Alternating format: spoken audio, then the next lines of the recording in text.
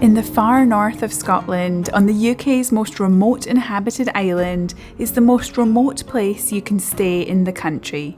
Getting here isn't always straightforward, as the weather decides everything. But once you arrive, it feels very different from what you might imagine. From cosy rooms and delicious food to a real sense of community, it plays a much bigger role than just somewhere to sleep. Let's find out what the UK's most remote accommodation is actually like.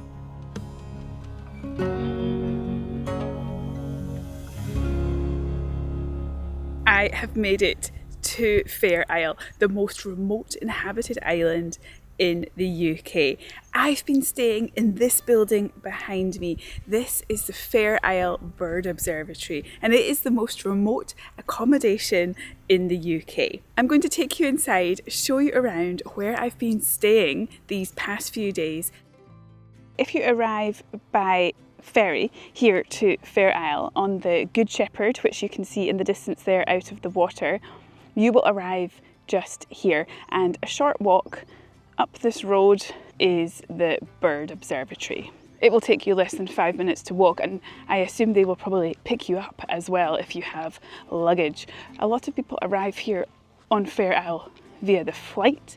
It's a short distance away, but they will come and pick you up. I arrived by flight and they picked me up in a car and brought me here with my luggage to the Bird Observatory, and then when you depart they drop you back to the airport as well. Just in front of the Bird Observatory here is possibly one of my favourite views on this island. Look at that. There are some birds there, but this is not the peak bird season. A lot of the birds have already departed Fair Isle, but in the summer there are a huge amount of birds here, and on the left side up here there are thousands of puffins. When I was here last year I sat up there with all the puffins. I think it's the most puffins I've ever seen in one location. Fair Isle is just 3 miles long and home to around 50 people, but it's considered one of the best places in Europe to see migrating birds. Sitting right between Shetland and Orkney, the island lies directly in the path of birds travelling from Scandinavia and Iceland down to the UK and Africa. When bad weather hits, birds are often pushed off course, and Fair Isle becomes a vital stopover. The Fair Isle Bird Observatory began in 1948 when bird enthusiast George Waterston bought the island. The original observatory was based in former naval buildings on the north side of the island. A purpose-built observatory opened in 1969, and that building served the island for decades. A new, modern observatory was then completed in 2011, but sadly it was destroyed by a fire in 2019. After the fire, support poured in from birdwatchers around the world. Alongside public donations, multi-million-pound funding was secured from the Highlands and Islands Enterprise, the Scottish and UK governments, and the Shetland Islands Council, helping make the rebuild possible. Okay, let's go up and have a look.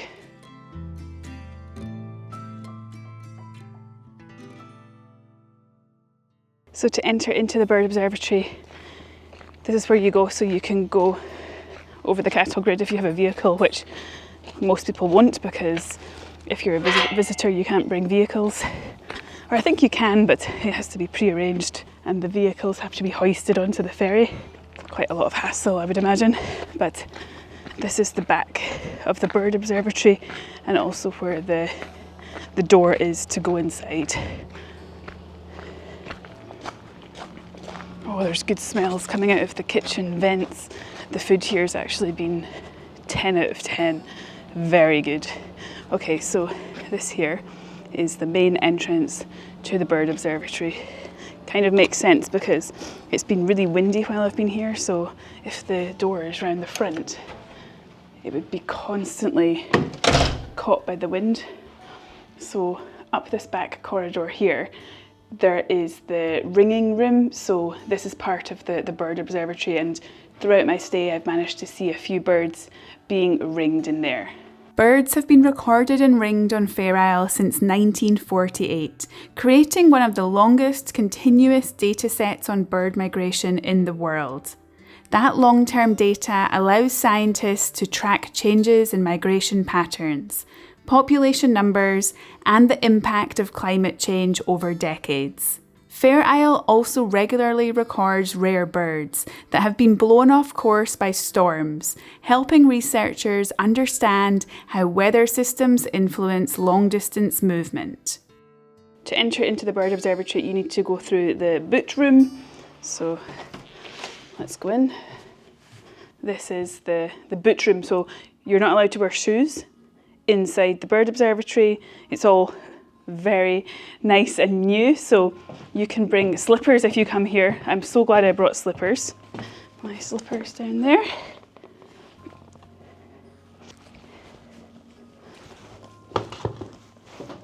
This room is also good for putting your jackets and rain jackets and rain trousers. Over on the wall here they have a whiteboard with some news, so here are some recent sightings of all the different birds that have been seen here. There's also a map on the side, and then every day they go around at 7 a.m. to check the public traps. So you can go with the ranger or one of the people that work here at the bird observatory and go and see the bird traps where they monitor the birds here on the island. Now I've got my slippers on, go through to the main part. There's some accessible bedrooms on these floors here. And then this here is the main entrance. So there's a toilet here. There's lots of artwork about the birds, about the knitting. And then there's a very useful whiteboard up here. So again, information about things that are going on. So walks, hours for the shop on the island, and then lots of other things here, information about the island nurse, the bird ringing, the museum, and then also there are some suggested walks and maps there as well. On this side there is a board here with all the team members who are working here at the bird observatory. In here is the dining room. So this is where we have all our meals, so it's full board. Hello! Everyone sits in here and has their meals in this environment. So it's like a communal environment, and then the menu is written up here on the board, and they're getting ready for breakfast at the moment. But yeah, the food here has been absolutely incredible. I have some dietary requirements and they've catered for that absolutely no problem. There are no other restaurants on Fair Isle, so all meals are included when you stay at the bird observatory. During my time here, I've enjoyed dishes like homemade soups with bread, macaroni cheese, lasagna, and dishes made with fish caught by a local fisherman.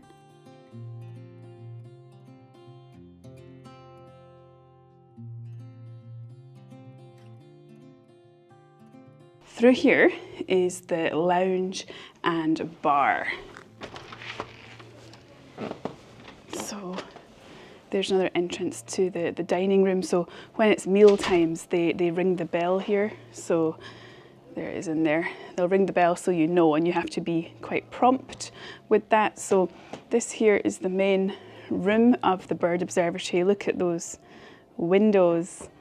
Incredible views, especially today. It is amazing. So you can sit anywhere you want in here and read the books, enjoy the views, do some work. It's absolutely great. And then there's this chair here, was made by one of the islanders, the Fair Isle chair, so beautiful. In the evenings they open up this bar here, so there's lots of different drinks available, including lots of local drinks like a huge selection of Orkney beers. The Bird Observatory plays a key role in island life. It's not just a place for visitors. Locals use it too, and it's actually the only bar on Fair Isle. There's very fast Wi-Fi and a weekly quiz night, which is great fun. And each evening at 8 p.m, the observatory hosts the daily bird count, where guests and staff come together to hear what's been seen that day. Hooper swan. Swan. it feels. So on the side of the living room is a big table here and then a tea and coffee station. So here you can help yourself to tea and coffee, and there are books and games here as well. And here there's also a little tuck shop as well, so you can scan the QR code and then pay for the tuck shop items. This is where I've been doing my knitting workshop this week. So inside this room here, all the knitting equipment is set up. So this is a visitor room and library. That's what it says on the door.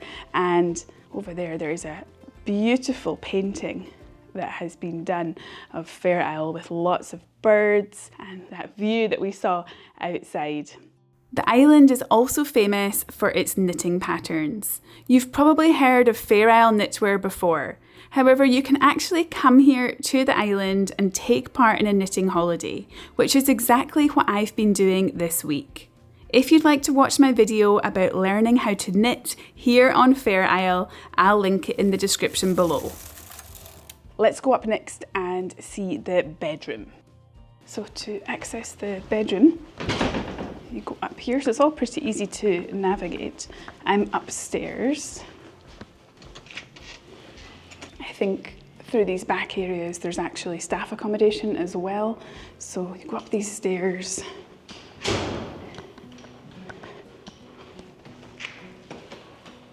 And I'm actually just here in bedroom 21. There are around 20 ensuite rooms available for guests to stay in. This here is the bedroom that I am staying in. I just closed over the curtains for a moment because it's so bright out there with the sun and you can't see what I'm filming. So when you come in on the left, there are some places to hang your clothes and then the towels. And then this room has 2 single beds. So this is what it looks like. I'm staying in this room on my own, so just one of the beds is set up over there. Under the bed is some more storage for clothes and things that you bring with you. And then each of the beds also have a bedside table as well. Each room also has a private bathroom. So the bathroom is like this, and shampoo and body wash are provided, which is great because I brought my own, and it would have been useful to not bring it because you get a luggage allowance on the plane of only 15 kilos, so every kilo counts. And there is a shower in here as well. And the star of the show is the view. So let me show you the view out my window. Look at that. That is incredible. Every morning I've been waking up looking out at this, and then on the other side it's like this. Last night there were some reports of northern lights as well, so I had a look out but couldn't really see anything. But with my phone I managed to get a blurry picture of something, but I only count it as seeing it if you actually see it with your eyes. Sometimes you see these amazing pictures, but it's not actually what people saw with their eyes. Even though it's called the Fair Isle Bird Observatory, you don't need to be a bird watcher to stay here. I caught up with Steve, the manager of the observatory, who shared a bit more about what life is really like here and who this place is for. It's amazing. The community is incredible. The island itself's beautiful. Well, you can just go on and on and on. There's so much here to do. You think it's going to be a small place and there's not much to do. You've never got time. It's just busy all the time here. It's open to all guests, general tourists, wildlife enthusiasts, birders obviously, knitters, anybody who's got an interest in Fair Isle. All the transport links are obviously subject to weather, but we rarely get people stuck here for very long. There's always the Good Shepherd ferry that can take people out on the days that's sailing, and then the flights are going to pick up the next day usually. And then sometimes if it's a real backlog, they'll put extra flights on anyway, so we don't get too many problems. The Bird Observatory is open seasonally from May, when the migration season begins, and closes at the end of October. If you'd like to find out more or stay here, I'll link the Bird Observatory website in the video description below. I hope you enjoyed the tour around the UK's most remote accommodation. I have some other videos that I've created from this island about knitting, about my visit here last year when I learned a lot about the birds. So if you're interested in those videos, I will link them below. Goodbye from maybe my favourite Scottish island. See you next time.